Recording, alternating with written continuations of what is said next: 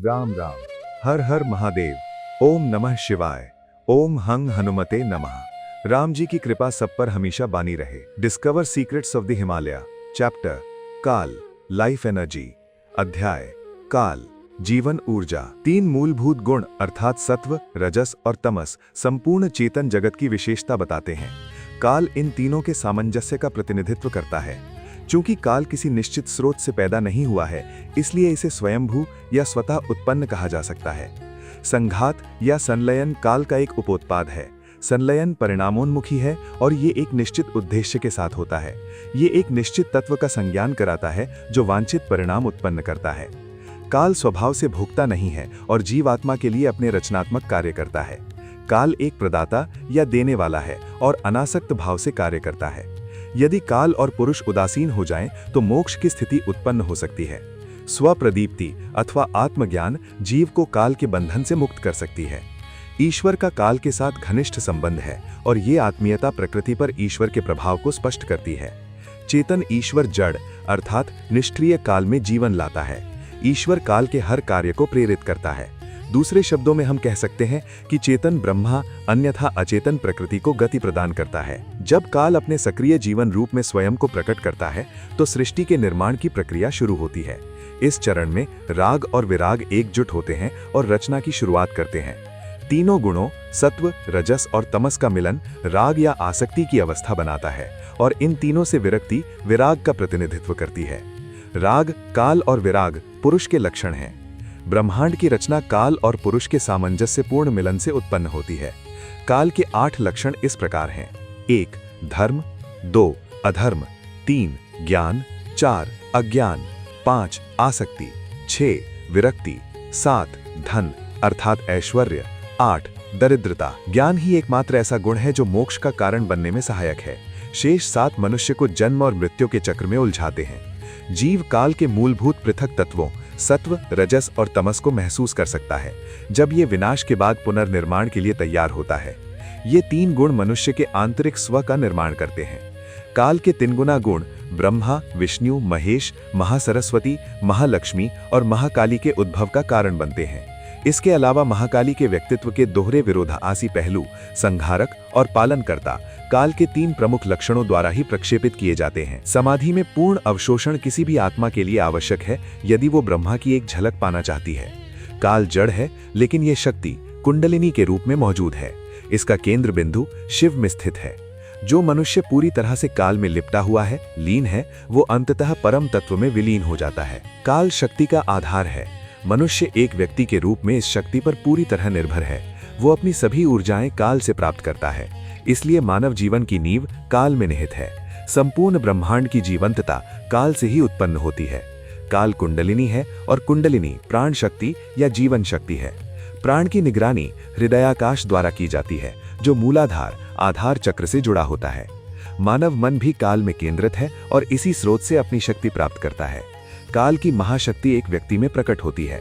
मनुष्य और अन्य जीवों की सभी शारीरिक गतिविधियां महाशक्ति का उपहार हैं।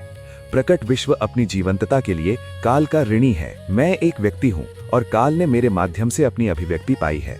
मैं एक पुरुष हूँ और काल प्रकृति है। मैं एक प्रेमी हूँ और काल मेरी प्रेमिका है। शिव और शक्ति अविभाज्य हैं।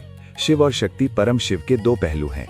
सृष्टि के भी 2 भाग हैं जिन्हें प्रकृति और पुरुष के रूप में जाना जाता है।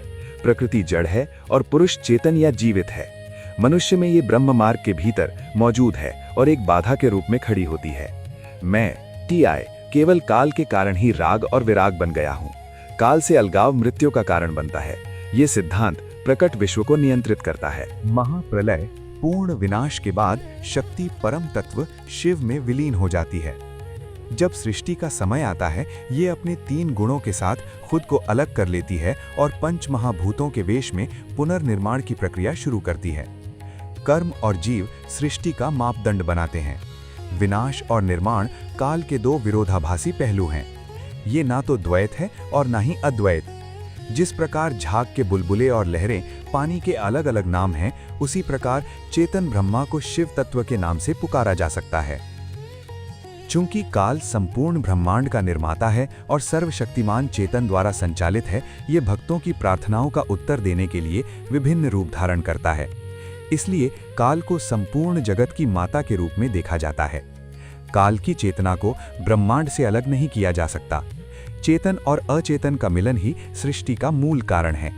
इस प्रकार हम ये निष्कर्ष निकाल सकते हैं कि काल सर्वशक्तिशाली या सर्वशक्तिमान है। काल में पूरी तरह से लीन एक योगी कुंडलिनी को जागृत करके आश्चर्यजनक शक्तियां या सिद्धियां प्राप्त कर सकता है। उसका संकल्प कुंडलिनी को जागृत करके आश्चर्यजनक शक्तियां या सिद्धियां प्राप्त कर सकता है। एक योगी के रूप में मेरा वास्तविक समय का अनुभव इस कथन को विश्वसनीयता प्रदान करता है। काल शक्ति मेरे कारण सूक्ष्म और स्थूल रूपों को नियंत्रित करती है। अंततः कुंडलिनी शक्ति के रूप में स्थिर होने से पहले ये मन, बुद्धि, अहंकार और चित्त को आत्मा का प्रकाश देती है। इसने मुझे सजीव और निर्जीव दुनिया को भेदने और चेतन ब्रह्मा के प्रति समर्पण करने की दृष्टि से सशक्त किया है। काल को ईश्वर के रचनात्मक पहलू के रूप में परिभाषित किया जा सकता है। चेतना के प्रकाश ने काल को जन्म दिया है। मानव जीवन काल के संघात या संलयन का परिणाम है। काल ने मुझे सभी सांसारिक मोहों से खुद को मुक्त करने और आध्यात्मवाद का मार्ग अपनाने में मदद की है। एक पुरुष के रूप में मैं हमेशा अपनी कुंडलिनी में निवास करता हूँ। काल संपूर्ण ब्रह्मांड की केंद्रापसारी ऊर्जा है।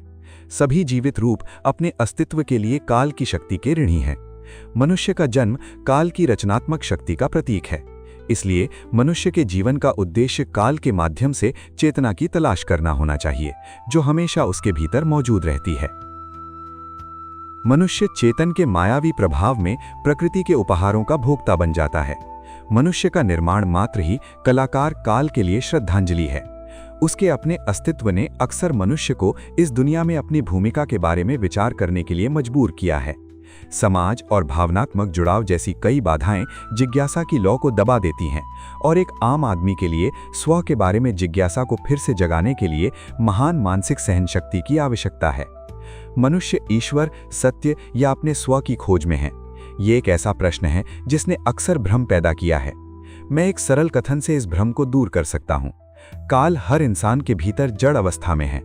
एक पुरुष के रूप में मनुष्य काल को जगा सकते हैं और अपने अवतार या जन्म के उद्देश्य को पूरा कर सकते हैं। कारण और सूक्ष्म शरीरों के माध्यम से एक योगी पारलौकिक अनुभव प्राप्त कर सकता है। इसके बाद वो प्रारब्ध से संबंधित कर्म को भी नष्ट कर सकता है। सिद्ध पुरुष इस प्रकार ऐसी शक्तियां प्राप्त कर लेते हैं कि खगोलीय प्राणी और देवता भी उनके साथ संवाद करना शुरू कर देते हैं। प्रकृति के बदलते मिजाज उसे संपूर्ण सृष्टि के रहस्य पर विचार करने के लिए प्रेरित करते हैं। वो उस सिद्धांत को समझने की अतोषणीय प्यास से घिर जाता है जो सजीव और निर्जीव जगत को चलाता है। मनुष्य और प्रकृति के बीच का संघर्ष उसकी इस तीव्र जिज्ञासा का ही परिणाम है। वैज्ञानिक खोजें मानव मन के उत्साह का प्रतिनिधित्व करती हैं। एक निश्चित बिंदु पर जब विज्ञान आत्मसमर्पण कर देता है तो आध्यात्मिक विज्ञान मानव अस्तित्व की सभी जटिलताओं का एकमात्र उत्तर प्रतीत होता है। इसलिए आधुनिक वैज्ञानिकों को परमाणु अनुसंधान से हटकर आध्यात्मिक विज्ञान की अथाह संभावना पर ध्यान केंद्रित करना चाहिए। काल आध्यात्मिक विज्ञान के माध्यम से अपने कार्यों को प्रकट कर सकता है। तत्व मीमांसा अमर ब्रह्मा और काल की वास्तविक पहचान के बोध में मदद करती है। संवेदी माध्यमों से प्राप्त ज्ञान भौतिक स्तर पर होता है, जबकि भौतिक दुनिया से परे का ज्ञान तत्व मीमांसा के दायरे में आता है। तत्व मीमांसा द्वारा प्रकट किया गया ज्ञान निश्चित रूप से उस ज्ञान से श्रेष्ठ है जो भौतिक दुनिया में समाहित है। इसलिए तत्व मीमांसा की सर्वोच्चता से इनकार नहीं किया जा सकता है। इस ऐतिहासिक अवधि के दौरान आधुनिक विज्ञान का जन्म हुआ। सभी नवीन वैज्ञानिक विकासों ने विज्ञान के सूक्ष्म पहलू में खोज के दायरे को चौड़ा किया। अतीत में स्थूल दुनिया विज्ञान का एकमात्र मुख्य कार्य थी, लेकिन विज्ञान की दुनिया में आधुनिक विकासों ने धीरे धीरे सूक्ष्म विज्ञान पर ध्यान केंद्रित करना शुरू किया। जैसे जैसे समय बीतता गया, सूक्ष्म विज्ञान में रुचि तीव्र होती गई और वैज्ञानिक सूक्ष्म तत्वों के रहस्यों में गहराई से उतरने लगे। इसने अंततः उन सूक्ष्म तत्वों की खोज कर ली है जो मानवीय इंद्रियों के संज्ञान से परे हैं। एक्सरे और संचार का बेतार तरीका कुछ ऐसी खोजें हैं जिन्हें इस संदर्भ में उद्धृत किया जा सकता है। परमाणु की खोज वास्तव में सूक्ष्म की ही खोज है। कोई भी कभी सूक्ष्म के दायरे के असीमित क्षेत्र की कल्पना नहीं कर सकता, क्योंकि काल का कौशल इतना विशाल और अथाह है। यद्यपि मनुष्य काल के कानून और व्यवस्था की खोज कर सकता है, फिर भी वो कभी भी उन कानूनों को नहीं बना सकता जो काल को नियंत्रित करते हैं। काल में हमेशा एक व्यवस्था और क्रम होता है। इस संबंध में कोई ये मान सकता है कि ब्रह्मांड निश्चित रूप से एक तय दिशा की ओर बढ़ रहा है। इसी प्रकार वैज्ञानिक आविष्कार भी पिछले 10,000 वर्षों से एक पैटर्न का पालन कर रहे हैं। आत्मा ही वो एकमात्र माध्यम है जिसके द्वारा एक आध्यात्मवादी काल के रहस्यमय क्षेत्र को सुलझा सकता है। इस तथ्य के बावजूद आधुनिक वैज्ञानिक इसे अंधविश्वास कहकर इस विषय को हल्के में लेते हैं। शायद ये विज्ञान की अपरिपक्वता है जो ऐसे निष्कर्षों का कारण है। समय के साथ जैसे जैसे विज्ञान परिपक्व होगा, इसके दृष्टिकोण में एक बहुत बड़ा बदलाव आएगा। मैं आध्यात्मवाद में इतनी ऊंचाइयों पर चढ़ गया हूं कि मेरा व्यक्तित्व विज्ञान की पहुंच से परे है। यदि मैं वैज्ञानिकों की समझ से परे हूं, तो वो खगोलीय प्राणियों तक कैसे पहुंच सकते हैं जो हिमालय में निवास करते हैं। मानव शरीर ब्रह्मांड का एक सूक्ष्म रूप है। जो कुछ भी इस विशाल ब्रह्मांड में मौजूद है, वो मानव शरीर में भी बीजों के रूप में मौजूद है। साधना के माध्यम से इन बीजों को अंकुरित और विकसित किया जा सकता है। जीव पिंड के माध्यम से अपने लक्ष्य को प्राप्त कर सकता है। योग वो उपकरण है जो मनुष्यों को परमात्मा के साथ संबंध स्थापित करने में मदद कर सकता है। योग शब्द का शाब्दिक अर्थ योग, समर्पण, विलय आदि है। नदी में छोटी धाराओं का विलय, अग्नि में ईंधन का भस्म होना और पानी में नमक का मिश्रण उपयुक्त उपमाएं हैं जो योग के सही मायने को स्पष्ट रूप से समझाती हैं। द्वैत का भाव समाप्त हो जाता है और एकत्व का प्रादुर्भाव होता है। योग के विभिन्न कर्मकांडीय शरण हैं जिन्हें गुरुओं द्वारा अपनाया गया है, लेकिन मेरी विधि अत्यधिक वैज्ञानिक है और सामान्य विधियों से अलग है। मेरी पुस्तक का उद्देश्य पाठक को इस नए दृष्टिकोण से परिचित कराना है। रूढ़िवादी तरीके स्व के जागरण के लिए अनुकूल वातावरण पैदा कर सकते हैं, फिर भी ये आपको परम तक पहुंचने में समर्थ नहीं बना सकते। लोग अक्सर गलती से विभिन्न शारीरिक व्यायामों को योग समझ लेते हैं, लेकिन हकीकत में योग अत्यंत अलग है। वास्तव में योग आंतरिक स्व की अवस्था है जिसमें जीव की पहचान दिव्य चेतना के साथ एक हो जाती है। इसके सभी विचार और कार्य दिव्य प्रकाश को प्रकट करते हैं। ये चरण काल और चेतना के बीच के संबंध को दर्शाता है। योगी योग के माध्यम से अपनी अंतिम महिमा प्राप्त करता है और एक काया सिद्ध पुरुष बन जाता है। उसकी बाहरी और आंतरिक गतिविधियां दिव्य समानताओं को दर्शाती हैं। इसके बाद योगी हमेशा शक्ति स्वरूप काल में निवास करता है। समय आने पर काल योगी को महातत्व या शिव तत्व में विलीन होने में मदद करता है। राम राम, हर हर महादेव, ओम नमः शिवाय, ओम हंग हनुमते नमः। राम जी की कृपा सब पर हमेशा बनी रहे। धन्यवाद।